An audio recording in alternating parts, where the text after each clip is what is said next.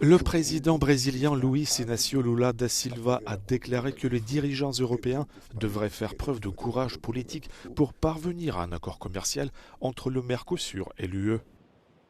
Lors d'une réunion avec le bloc sud-américain à Foz do Iguaçu au Brésil samedi, il a regretté le report de moins 3 semaines de la signature du traité qui, selon lui, aurait créé la plus grande zone de libre-échange au monde.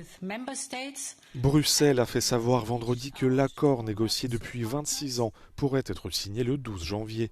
Le temps d'ultime tractation avec la France, qui bloque la signature pour protéger ses agriculteurs, mais aussi l'Italie, qui a exprimé des réticences. En cause, les normes agricoles et environnementales moins strictes au Brésil, en Argentine, en Uruguay, au Paraguay et en Bolivie. Le fait qu'on n'ait pas le droit d'utiliser certains... En Ukraine, le bilan de la frappe de missiles balistiques russes contre les infrastructures portuaires de la région d'Odessa, survenue vendredi soir, est passé à 8 morts et 27 blessés. C'est ce qu'a annoncé samedi le Service national des situations d'urgence. La Russie a poursuivi ses attaques nocturnes sur l'Ukraine à l'aide de missiles et de drones, ciblant 15 sites différents, ont indiqué les forces armées de Kiev. Alors que les combats font rage dans le Donbass et que les bombes pleuvent sur le territoire ukrainien, l'armée de Moscou annonce avoir capturé 2 nouveaux villages ukrainiens dans les régions de Soumy et celle de Donetsk.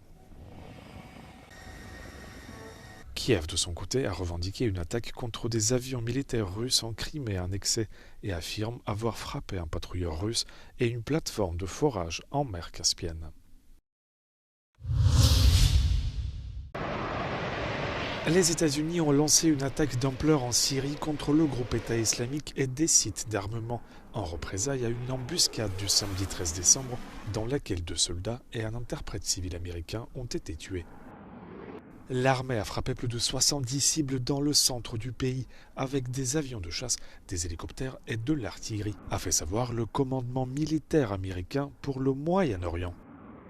Lors d'un discours en Caroline du Nord, Donald Trump a salué l'attaque qui, selon ses termes, a frappé les voyous de Daesh en Syrie qui tentaient de se regrouper.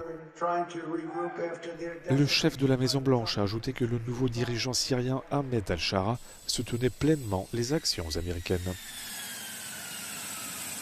Washington a déployé des centaines de soldats dans l'est de la Syrie, dans le cadre d'une coalition luttant contre le groupe État islamique.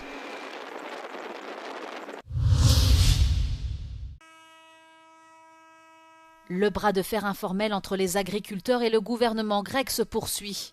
Alors que le cabinet de Kyriakos Mitsotakis se dit ouvert au dialogue et a annoncé des mesures de soutien, les agriculteurs estiment que les conditions pour mener des discussions ne sont pas réunies et veulent continuer leur mobilisation pour exiger une solution immédiate. Cependant, le Premier ministre grec a clairement indiqué qu'il n'irait pas de l'avant avec des mesures qui sortent du cadre européen.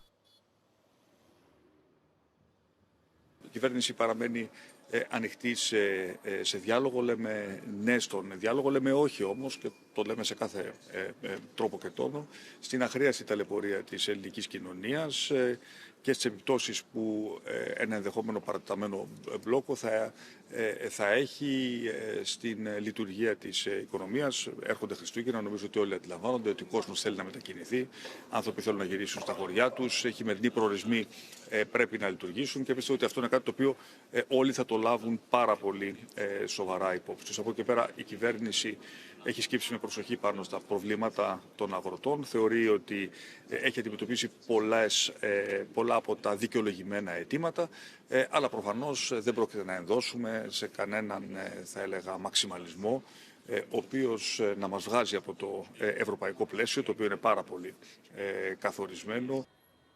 Les agriculteurs ont l'intention d'ouvrir les routes et les péages ces prochains jours afin de permettre aux gens de rentrer chez eux pendant les fêtes de fin d'année. Mais ils précisent également qu'ils maintiendront les barrages jusqu'à ce qu'ils obtiennent des réponses claires de la part du gouvernement.